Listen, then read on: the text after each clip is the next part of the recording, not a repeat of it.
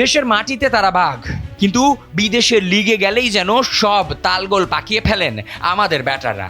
ঘরোয়া ক্রিকেটে রানের পাহাড় গড়লেও বিদেশের ফ্র্যাঞ্চাইজি লিগে তাদের পারফরমেন্স হতাশাজনক। প্রশ্ন উঠছে, বড় লিগগুলোতে সুযোগ পাওয়াটাই কি আমাদের ক্রিকেটারদের মূল লক্ষ্য? পারফরমেন্স কি তবে সেখানে কোনো বিষয় নয়? সাম্প্রতিক পারফরমেন্স অন্তত সেই আশঙ্কার কথাই বলছে।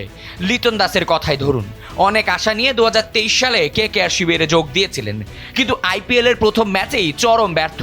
মাত্র 4 বল খেলে 4 রান করেই ফিরেছিলেন সাজঘরে। একই দশা সাইফ হাসানেরও। দেশের মাঠে দারুণ খেলে 2025 সালে দুবাই টি10 সুযোগ পেলেও অভিষেক ম্যাচে 11 বলে করলেন মাত্র 15 রান। কিছুদিন আগে দারুণ ঝলক দেখানো এই সাইফ হাসান কেন জানি নিজের ফর্মকেই খুঁজে বের করতে পারছেন না। একের পর এক বাজে শট সিলেকশন যেন পিছুই ছাড়ছে না এই ব্যাটারের। পিছিয়ে নেই পারভেজ হোসেন ইমনও। বিপিএলের সর্বোচ্চ রান করে পিএসএলে পা রাখলেও লাহোর কালান্দার্সের হয়ে প্রথম ম্যাচে 13 বলে 14 রানের বেশি করতে পারলেন না তিনি। এখন দেখার বিষয় আগামী ম্যাচগুলোতে নিজের ফর্মকে খুঁজে পান কিনা। সমস্যাটা আসলে কোথায়?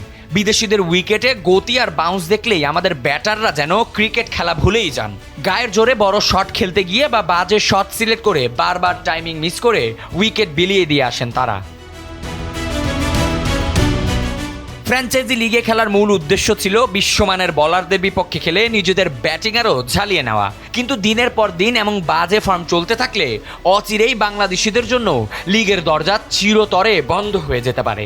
মনে রাখতে হবে, প্রতিভা দিয়ে হয়তো একবার সুযোগ পাওয়া যায়, কিন্তু বিদেশের মাটিতে টিকে থাকতে হলে রান করার কোনো বিকল্প নেই।